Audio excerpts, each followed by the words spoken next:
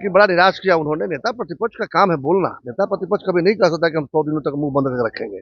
तो खुद नहीं बोल सकते, तो जो बोल सकता है उसको नेता प्रतिपक्ष बना दें। कोई जरूरी थोड़ी है कि नेता प्रतिपक्ष की कुर्सी पे बैठे रखेंगे, मुंह भी बंद रखेंगे।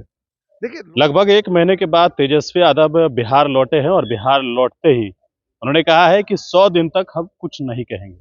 और जो नतीजे सामने आए हैं उसका उन्होंने कहा है, ये लोकतंत्र का जो है उसको लूटा गया है, धन तंत्र और मशीन तंत्र उन्होंने बताया है। हमारे साथ भारतीय जनता पार्टी के एमएलसी, उनसे बात करेंगे। सच्चिदानंद राय हैं।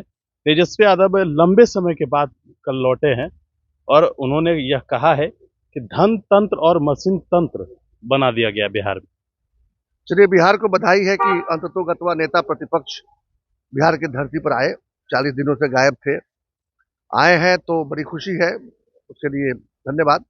लेकिन बड़ा निराश किया उन्होंने। नेता प्रतिपक्ष का काम है बोलना। नेता प्रतिपक्ष कभी नहीं कह सकता कि हम 100 दिनों तक मुंह बंद करके रखेंगे।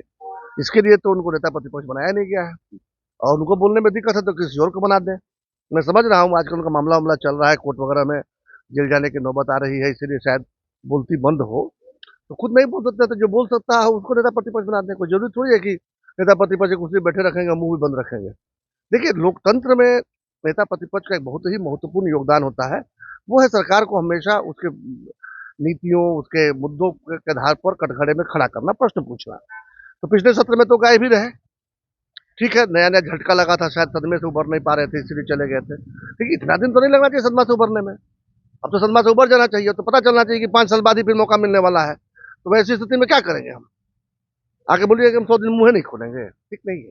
नहीं, उन्होंने कहा है कि जो लोकतंत्र में जिस प्रकार से नतीजे सामने आए हैं, तो ये मशीन और धन का पूर्ण उपयोग अभी किया गया। लोकतंत्र में हमेशा लोक का ही तंत्र चलता है।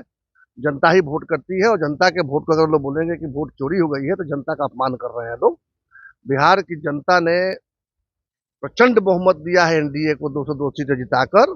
और उनको एकदम से, तो खैर संजोग से नेता प्रतिपक्ष बनने लायक हो गए, तो एक सीट कम होता तो वो भी नहीं हो पाता। तो वैसी स्थिति में जो है वो जनता, बिहार की जनता को जो है वो गाली न दें, स्वीकार करें, सर नीचा करके जनता के मत को स्वीकार करें। लोकतंत्र का लोक मत है। खरमास के बाद क्या बिहार में मंत्रिमंडल विस्तार की जो चर्चा हो रही है, उसको लेकर कैसे देखते हैं? देखिए, इस पर बहुत ध्यान देने की जरूरत नहीं है, क्योंकि सरकार, नीतीश कुमार जी बहुत बढ़िया चला रहे हैं। और उनको जब मर्जी होगी तब मंत्रिमंडल का विस्तार करेंगे, किसको बैठाएंगे, किसको उतारेंगे, नीतीश जी का विशेषाधिकार है, इसमें हम लोग का बोलना उचित नहीं होगा। लेकिन जिस प्रकार से जनता दल यूनाइटेड कोटे में मंत्रियों की बात की जा रही है, तो क्या भारतीय जनता पार्टी के कोटे से भी और लोग मंत्री बन सकते ये हैं? पूरा पूरा जो है ये मीडिया का बनाया हुआ है। मैंने कहीं ऐसी बात नहीं सुनी कि इसके कोटे से उसके कोटे से कोई बनने वाला है। कम से कम हमने तो नहीं सुना है।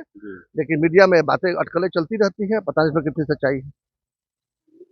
चलिए, बिल्कुल। तो हमारे साथ एमएलसी सच्चिदानंद राय थे और तमाम सवालों का जवाब इन्होंने दिया है बड़ी इंफॉर्मेशन के साथ। नमस्कार।